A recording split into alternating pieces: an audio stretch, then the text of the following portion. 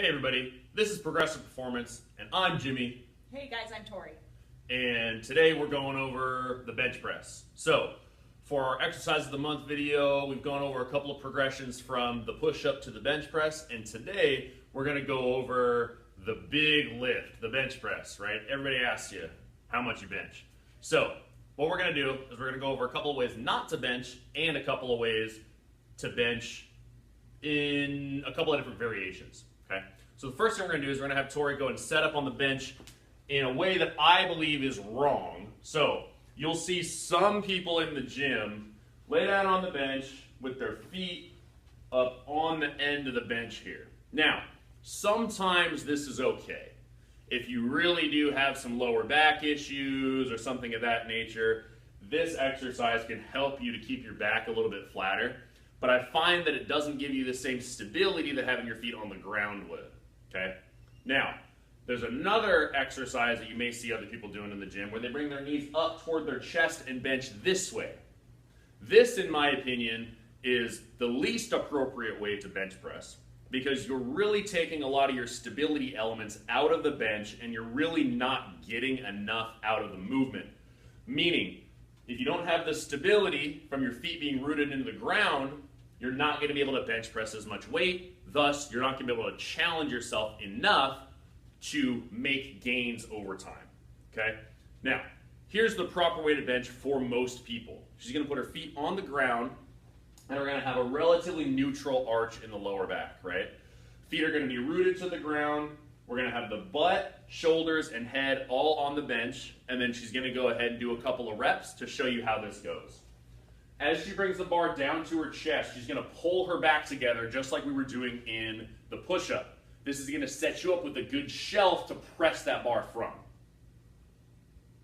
And a couple reps here just to show you guys. As we can see, the bar comes back a little bit toward the rack as she presses, and the elbows are not at 90 degrees out this way. They are a little bit cut down, kind of this 45-degree angle, which helps your shoulder blade find the best position possible. Okay? Now, if you are going to embark on competitive powerlifting, there is a specific technique that's going to work better to move more weight. Now, powerlifting is a sport of how much weight can you move from point A to point B. It's not necessarily the strongest person or the person with the most muscle that wins. It's the person that can shorten their range of motion enough to get that weight heavier and heavier, right? So we can shorten the range of motion in a bench press and allow our quads to do a little bit of the work by putting them on tension. If we pull our legs back a little bit, get a nice arch through our lower back here, and bring our ribs up high toward the bench bar. Now, what we can do here is still think about pulling that back together, and you can even get tighter on your upper back because your ribs are flared up and your back is arched, right? Now, this is also going to help us get, like I said before, get the quads involved because we're pushing into the ground as we push that bar off our chest, but we're still honoring all the rules of a powerlifting competition where the butt, shoulders, head, everything is rooted to the bench and your feet are rooted to the ground, okay? One thing that some people will tell you, and even some fitness professionals will say that your lower back arching like this is bad for you. Now, if you don't have a pre-existing condition of lower back pain or issues there, something like a spondylolisthesis or some sort of disc issue, I would say that that's not true, okay? This is not a bad position for you. It's excessive lumbar extension, yes, and there are some exercises that we'll show you in the next video to kind of get your body back out of that position and get your abs back on, because this really kind of takes your abs out of the equation. But one of the things that you'll hear is this is going to hurt your back. Now, it's not.